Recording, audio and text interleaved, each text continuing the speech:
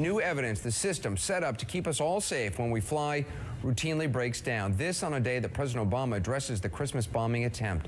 The new evidence tonight that we've learned about centers on that scare at Newark Airport over the weekend. Now, you've seen the video by now. An entire terminal shut down after somebody went around a screening checkpoint. That video is bad enough, but it gets worse. Everything was brought to a halt. Tonight, we're learning that the security cameras that might have identified the culprit, who still hasn't been identified, the security cameras were not recording. Now remember, this is one of the airports that the 9/11 hijackers left from. Randy Kay has tonight's breaking news. Randy? Anderson, here's what we know right now. A TSA spokesperson telling CNN that the cameras installed in the area of Newark Airport where the security breach occurred Sunday night were not recording. Now, these are TSA-funded cameras installed by the Port Authority. They are expected to record security breaches and any trouble at these security checkpoints. But in this case, at this airport, an airport where the 9/11 hijackers passed through years ago, those critical cameras were not working and not recording.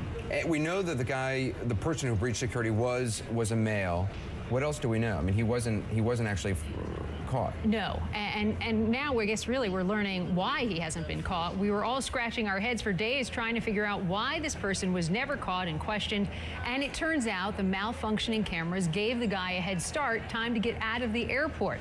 The man had essentially walked into the terminal where passengers walk out at about 5 p.m. Sunday evening. Again, pretty hard to catch him and ask him some questions, maybe do a background check on this guy without any video of him. The TSA had to resort in the end to asking Continental Airlines for help. The airline, which has a hub at Newark, also has cameras in that Terminal C area and were able, in the end, to provide recorded security tape. But that certainly didn't make up for the major delay in response time because of those faulty TSA cameras. And at this point, do we know how long these cameras had not been recording? We have been trying to get to the bottom of that, Anderson. The TSA, of course, tonight not confirming how many cameras were down or how long they hadn't been recording. But our affiliate, WABC-TV in New York City, is reporting they were down for about a week, which means they had been down since December 27th. Now, if you're doing the math here with me, that means that these cameras hadn't been able to record and hadn't been fixed even in the days following the attempted Christmas Day bombing in Detroit and the heightened security measures. So what's the TSA doing about it?